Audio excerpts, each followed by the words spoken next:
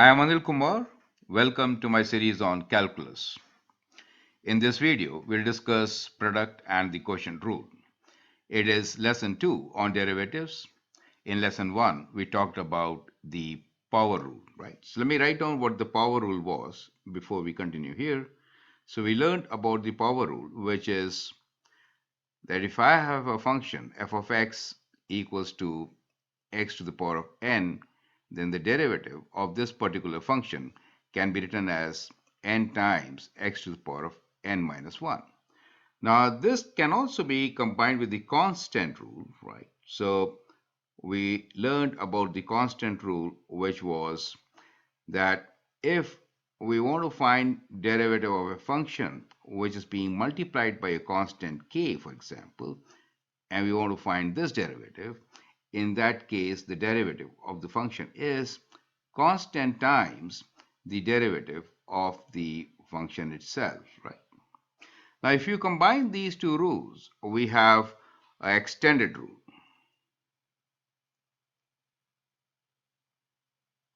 Correct? So the extended power rule could be written as that if I have a function which is, let's say, constant times x to the power of n, in that case, the derivative of that particular function will be constant times n times x to the power of n minus 1. Correct. So these were important things which we learned earlier, and they were also combined with two other rules. Let me mention those also, which are called sum rule and the difference rule, right?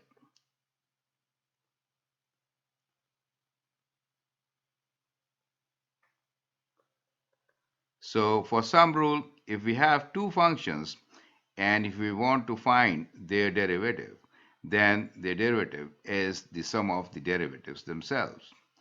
And if it is like minus, then in that case, it could be subtraction. Now that helps us to find derivative of all the functions which are polynomial in nature. And then we kind of extended our rule. We began with saying that in case of a power rule, number n is what? So we started with binomial distribution, and remember, we had extended this, and we say now n can be extended. So we can say where here n is extended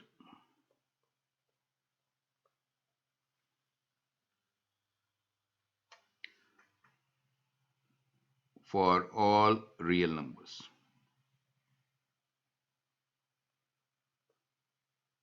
Mainly because we deal with h which is very, very small as compared to 1. That is the reason.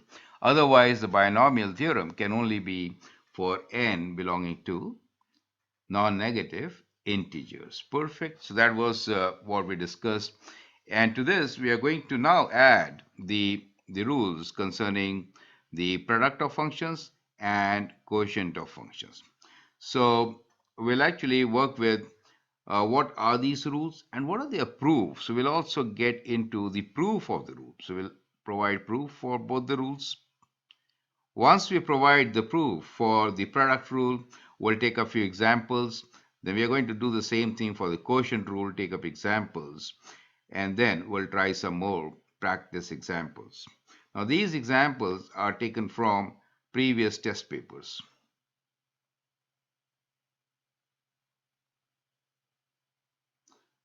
So they should really help you to prepare for your own test. With that, let's move forward. So let's talk about the product rule itself in this part of the video to begin with. Product means we are considering two functions and multiplying them, right? So that is the product of two functions. When we want to find derivative or product of two functions, then the rule is you first find the derivative of the function, multiply with the other function, plus function times derivative of the other function. So that is a very effective rule. Now this could also be written as d dx of f of x plus f of x times g of x is g of x times derivative of f of x plus f of x times derivative of g of x. Note, in this particular case, since we have positive here, order does not really matter. What you need to remember here is that you have to find derivative of one function, multiply with the other, and then add function over derivative of the other, right? So you have to do this combination. Here is a short proof on the same. So let's define a function f of x, which is product of two functions.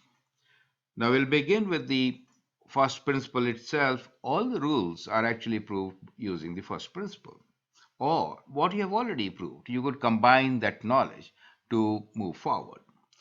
So by definition, the derivative should be what? Derivative is of this particular function, which is capital F of x, which is product of f of x and g of x, will be f of x plus h minus f of x over h when limit of h approaches 0.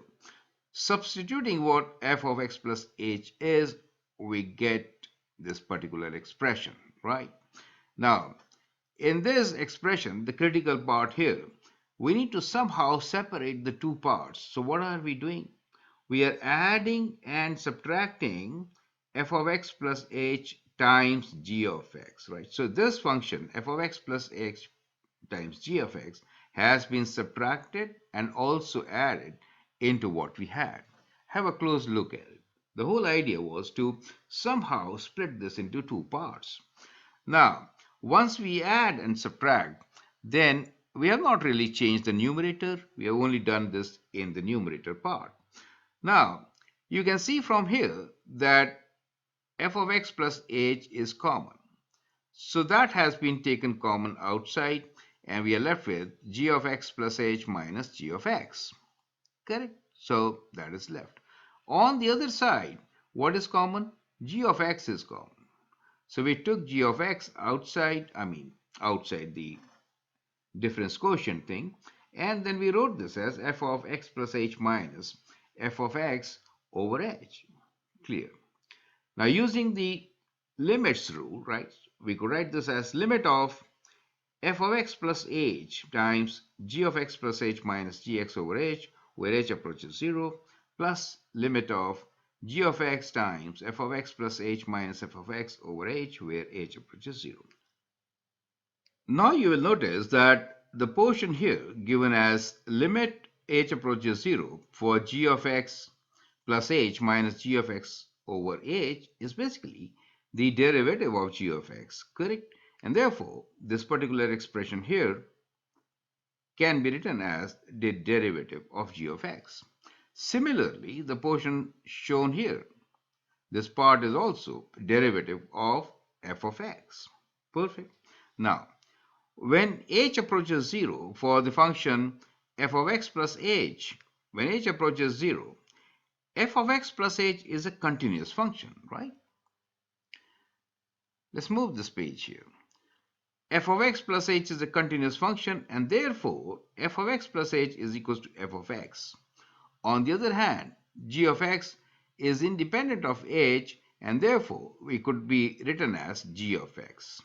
And that is how you're going to derive the product rule.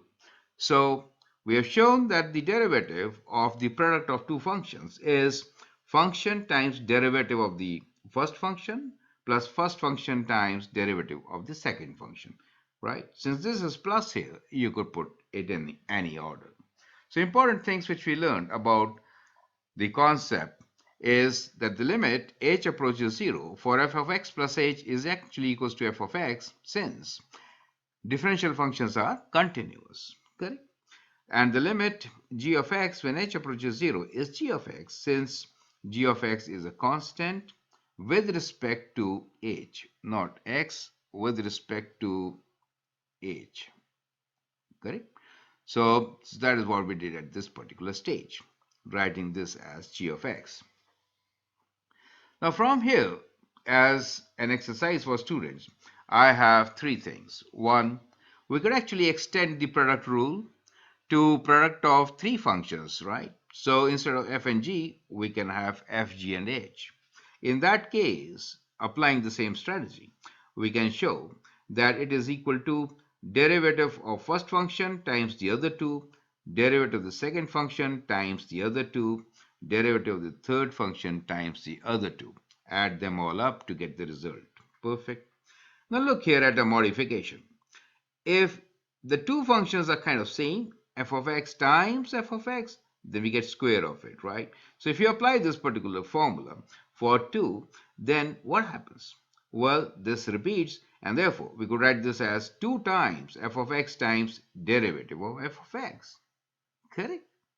Now, if you do it 3 times or n times, then that gets multiplied by n. And so we have this particular formula, which is kind of a general formula which could be applied like a chain rule, right? So we are kind of introducing to you at this stage that how the product rule can be added with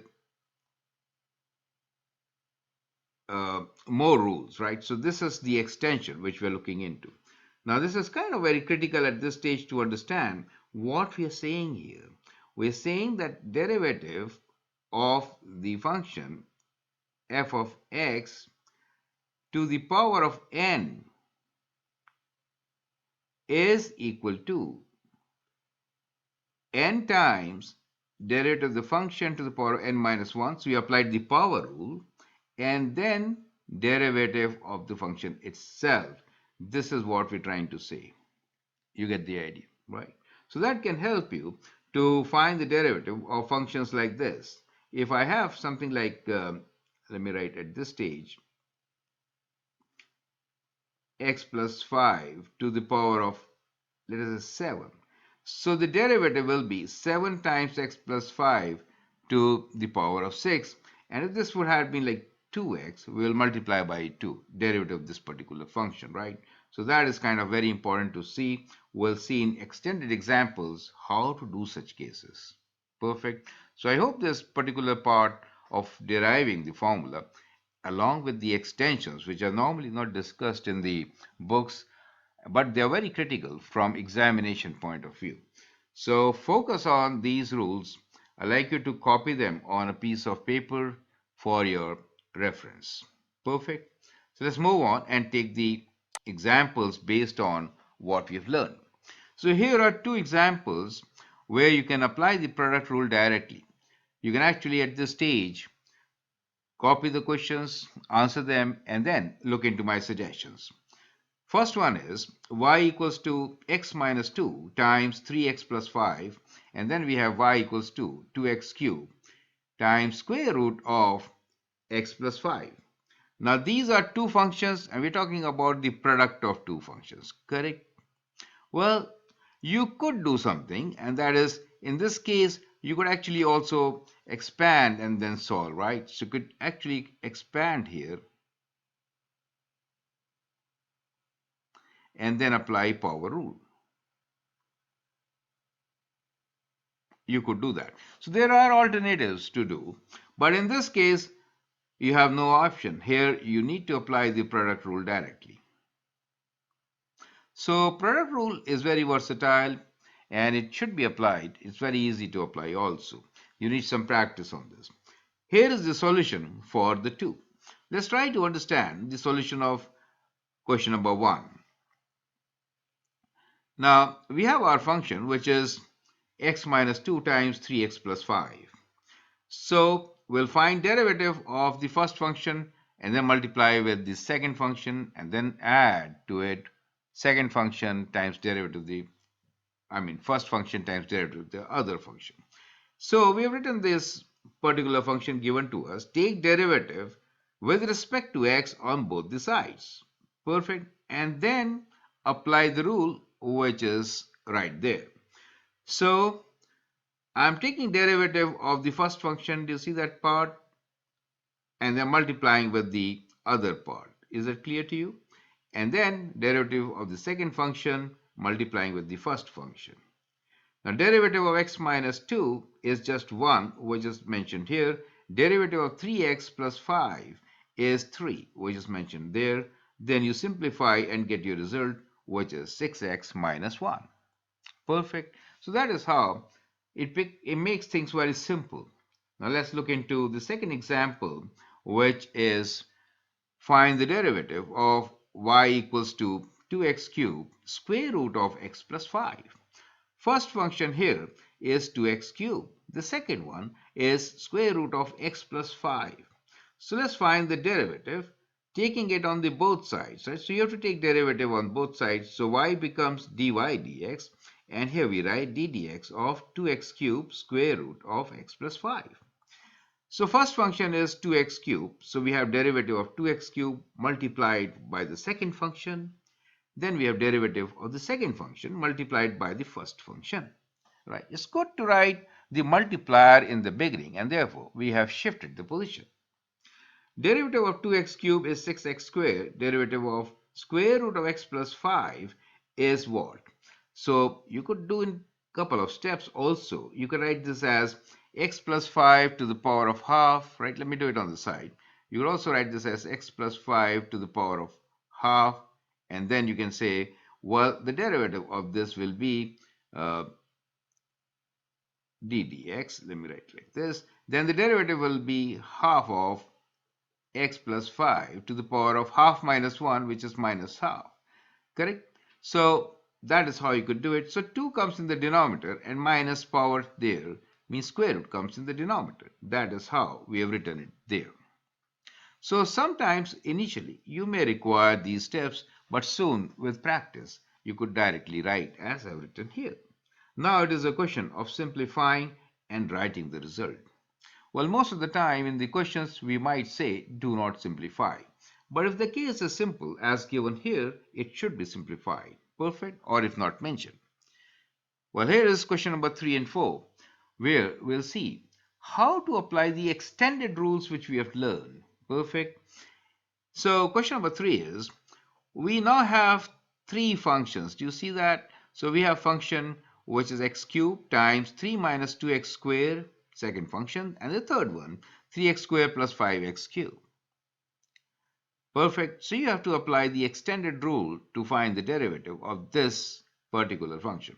Now 5 is, we applied another extension where the same function has been multiplied by itself 7 times. So you have x squared plus 4x minus 3 to the power of 7. Right? So we'll see both the extended rules application right here. I'd like you to pause the video and answer these questions also. Now here is the solution for the very first question, where we have three different functions. First function, second function, and the third function. Now apply the rule, the extended rule. So basically you have to find derivative of one, product with the other two, and add. So we can write this derivative as derivative of the first one, which is x cubed, multiplied with the other two, right? So derivative of one multiplied by the other two. Derivative of the second one multiplied by the other two. Derivative of the third one multiplied by the other two. As I was saying, multiplier should be placed before the derivative. It's just a nomenclature. Or you could write the other way also. Now, writing the derivative of x cubed is what? 2x, 3x squared. So that is 3x squared. Derivative of 3 minus 2x squared is minus 2 times 2, which is 4 with a negative sign, and x. And the derivative of 3x squared plus 5x cubed is 6x plus 15x squared. And then you can multiply and get the result. See, I have specifically written here, do not simplify. So that becomes your final answer in this particular case. Now the last example, now here for us is example number 4, in which the power is 7. You need to find the derivative. So we have applied the extended rule. So which is right there. So if it is fx to the power of n, then the derivative is, you apply the power rule to the first function. Think like a substitution, right? So n times f of x to the power of n minus 1 times the derivative of the inside function. You get the idea, right? So let's apply it and see how it works. So we have this function which is y equals to all this to the power of 7. Taking derivative on both sides, we get dy dx equals to derivative of x squared plus 4x minus 3 to the power of 7. Now, when you apply the derivative, this 7 comes as the coefficient, and everything is to the power of 7 minus 1, which is 6. times the derivative of inside function, which is x squared plus 4x minus 3. And the derivative of x squared plus 4x minus 3 is 2x plus 4. Multiply, and that is your final result. So I hope the steps are absolutely clear. Now these two are very good examples which has been taken as an extension to the product rule. Now let's look into the quotient rule. Well, in quotient rule, as the name suggests, we have one function divided by the other. And the derivative of this particular function is given by the formula right there. Now in this particular case, what we have here is in between. This is wrong. This should be negative.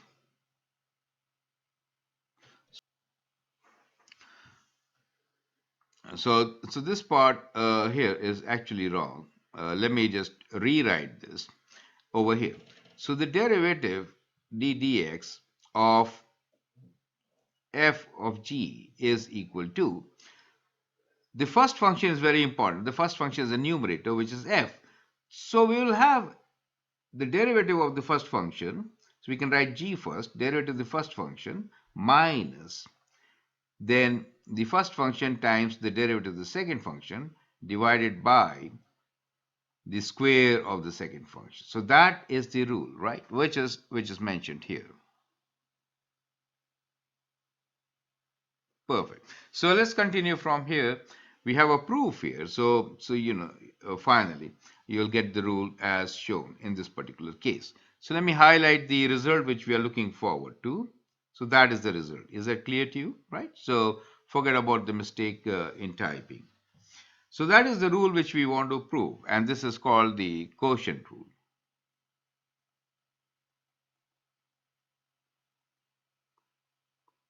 Perfect. Now let us see how to prove it. Now to prove the quotient rule, we have taken the help of product rule. So we actually started with the product rule,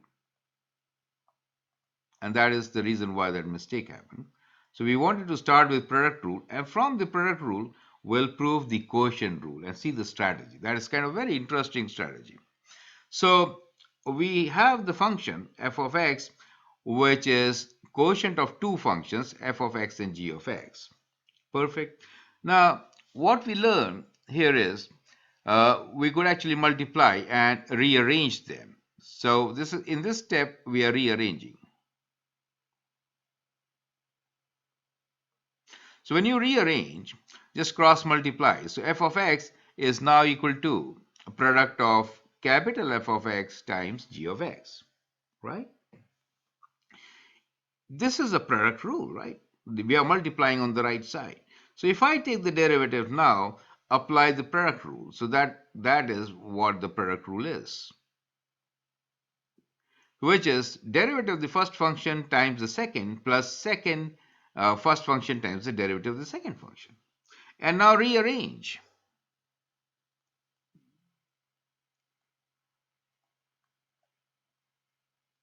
So when you rearrange, you can take one of these to the left side as taken here, right? So we'll isolate this. So we have to isolate what is the derivative of the function which we are interested in, which is quotient function. Is that clear to you? And then we get f of x, the derivative, minus.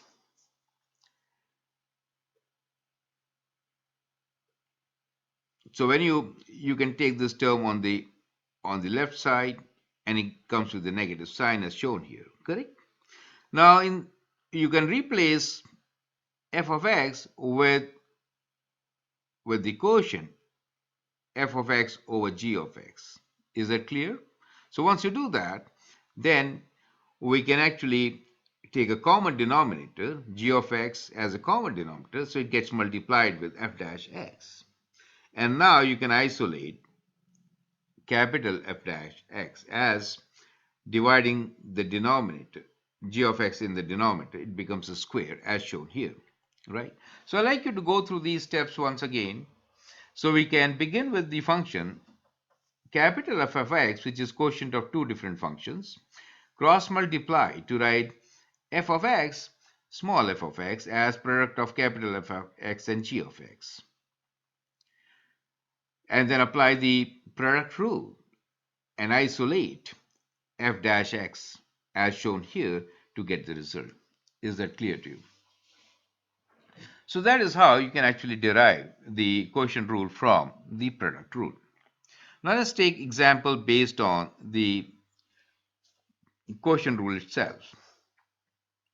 So we have two examples here. Question number 5, which is f of x of 2x cubed minus 5 divided by 4x plus 1. And question number 6 is x squared plus x minus 1 divided by square root of x plus 1. In the solution, we have applied the formula of the quotient rule. So the function f of x is 2x cubed minus 5 divided by 4x plus 1.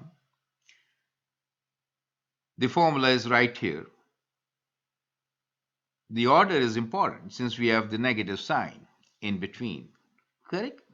So you can write down the denominator as square, perfect.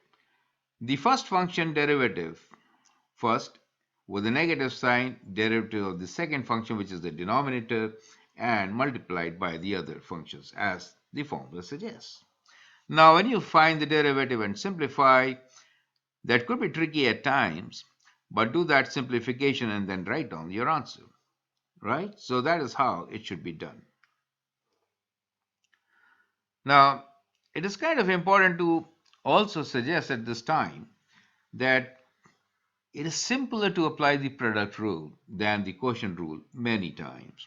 So sometimes what you could do here is we can actually rewrite the expression as follows. So the denominator has been written with exponent of minus 1. And then you can apply the product rule. So you could do that as shown in this particular case. So I'll encourage students to actually also see how to rewrite this and apply product rule. So you could avoid sometimes quotient rule, right? But it could be applied directly also.